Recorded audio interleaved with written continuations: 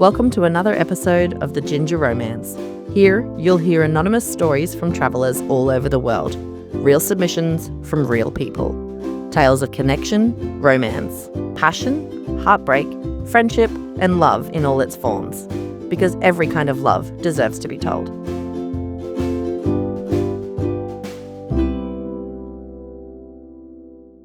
This week on the Ginger Romance, we share a huge mistake set in Pattaya, Thailand. This story is about how quickly someone can become part of your imagined future and how confusing it is when their actions suddenly stop matching their words. Let's get into it. I was in Thailand and had been tossing up where I was going to head to next. I wanted to head to one of the islands, and I'd narrowed it down to either Koh Chang or Koh Phangan. I'd been to Koh Phangan before, years ago, but I'd never been to Koh Chang. The idea of somewhere new was definitely tempting. I checked the prices for both islands, which were pretty similar, as was the lack of affordable and convenient accommodation when you're booking at the last minute. Koh Phangan seemed like the easier option, and I also had a friend there. But the pull of Koh Chang was real.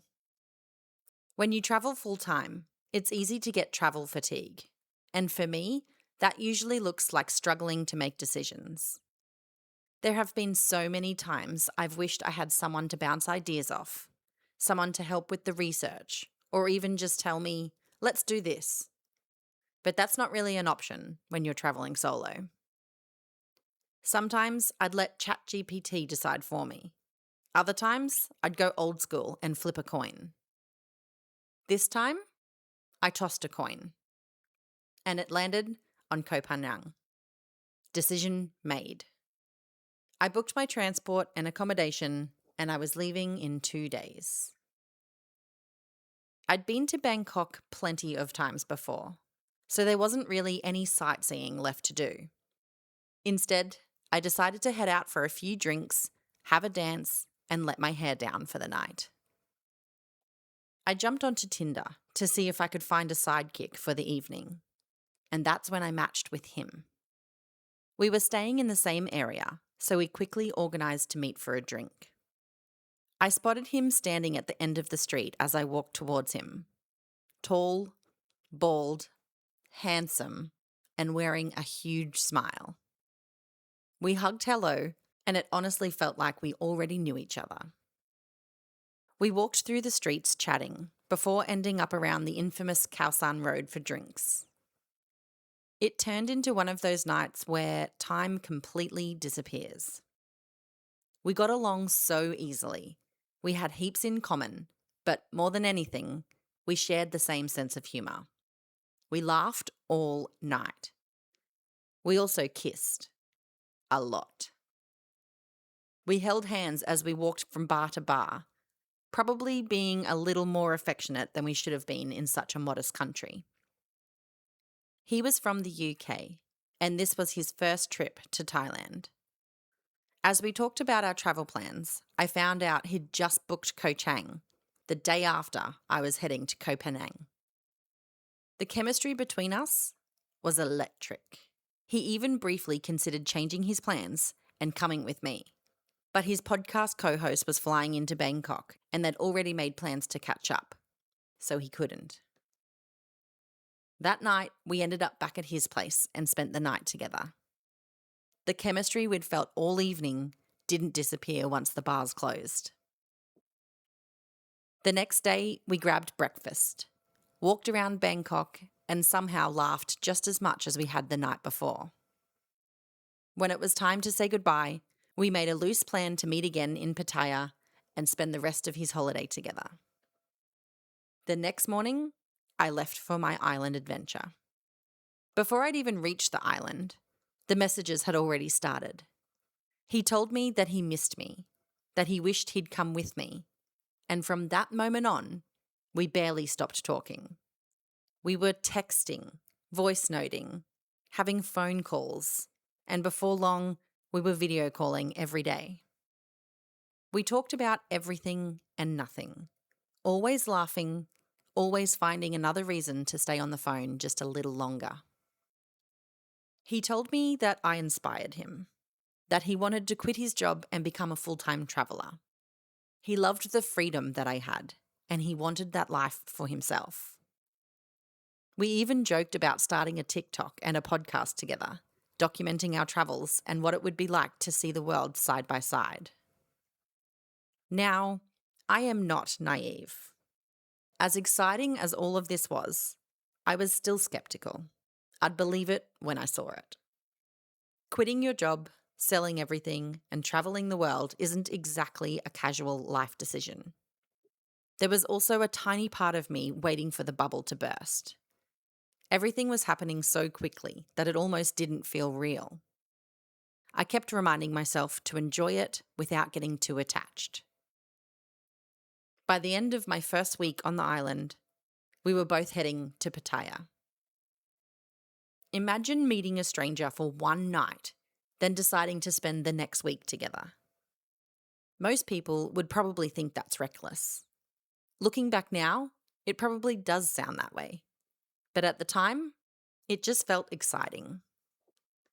After the long 20-hour journey, I got off the bus and started walking towards our accommodation.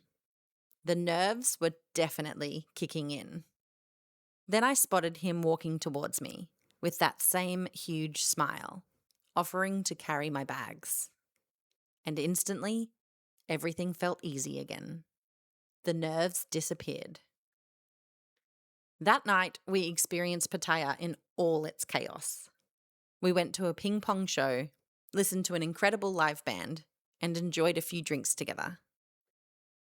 The following day, we caught the ferry to Koh Larn. It's a funny little island. During the day, it's absolutely packed with tourists doing day trips. The beaches are busy, loud, and chaotic. But after 5 p.m, once the last ferry leaves, it completely transforms. Suddenly, it felt like we'd stumbled upon our own little paradise.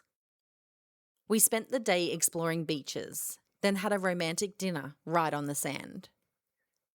The next day, we cruised around the island with no real plan, finding tiny beachfront bars along the way. And before we knew it, we were happily daytime drunk and having an absolute ball. 2 nights on Koh Larn was definitely enough. So we headed back to Pattaya for another couple of nights before returning to Bangkok. On our first night back, we met up with a couple I'd met earlier in my travels. It was such a fun night. Plenty of laughs, plenty of drinks, and great conversation. At one point, while he was in the bathroom, they smiled at me and said they could see the chemistry between us. They told me he seemed like a genuinely great guy and that we really suited each other. Hearing that made me smile. Our last day in Pattaya felt different from the moment we woke up. I couldn't quite put my finger on it, but the easy, effortless energy we'd had all week seemed to disappear overnight. He was quieter, more reserved, and he was smoking a lot more weed than he had been. That's never really been my thing. I like being mentally stimulated, and once he'd smoked too much, it felt like I wasn't really getting anything back from him. I checked in and asked if everything was okay. He assured me that everything was fine. After dinner, we found a little cafe where you could buy weed and play PlayStation, so we spent an hour or two there. I played, he smoked. Again, he was completely stoned. I kept telling myself I was probably reading too much into it, but that little voice in my head was getting louder. Were things changing? Was he getting sick of me? We were heading back to Bangkok the following morning, so we went back to our accommodation and had an early night. When we woke up, the vibes were really off. Neither of us really knew what to say. We'd gone from talking non-stop to barely speaking as we packed our bags. I'd barely slept. I'd started my period during the night and was dealing with some pretty brutal cramps. It was also the anniversary of a difficult day in my life, so I was tired, hormonal, and emotional. I had a shower, got dressed, and started packing. Then he had a shower, and as he walked out of the bathroom, still wrapped in a towel, he looked at me and said he'd like a few days on his own. I was a little shocked, but at the same time, I think I knew that it was coming. We finished packing, checked out of the hotel, and stood outside saying goodbye.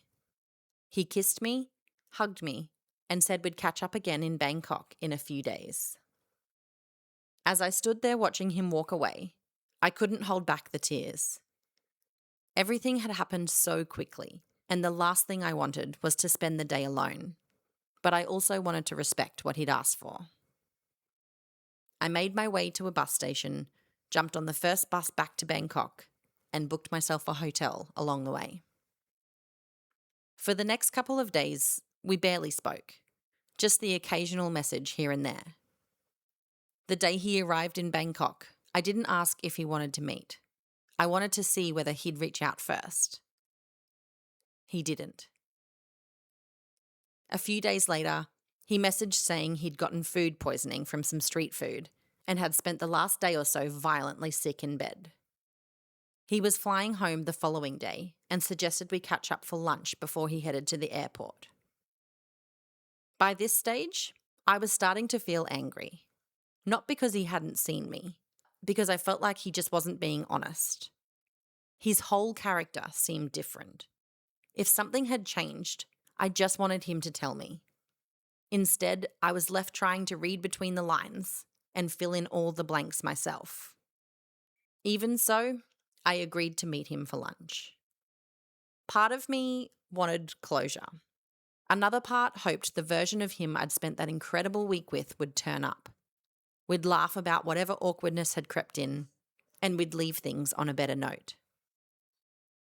I sent him a Google Maps pin for a cafe that was on his way to the airport and close to where I was staying. As I walked there, he texted to say that he was already in the Grab. I waited outside the cafe. Then another message came through. I am here, but I can't find the cafe. I looked around. Nothing. I asked him to send me his location. He was about 1 kilometre away. I actually laughed to myself. No worries, I thought. I'll be there in 10 minutes. I told him to stay exactly where he was and started walking. A few minutes later, another message popped up. I'm just going to head to the airport. I replied that I was only a couple of minutes away. When I reached his location, he was nowhere to be found.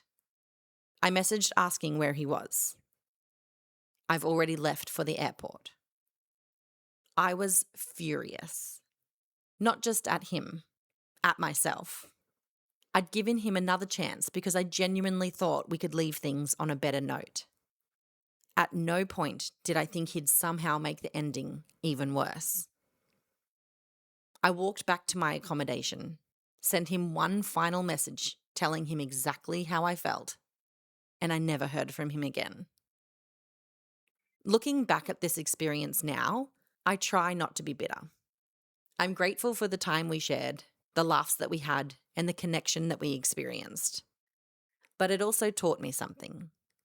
Chemistry is easy. It's exciting. It pulls you in. Character is different. Character only reveals itself once the excitement settles. And sometimes that's when you discover who someone really is.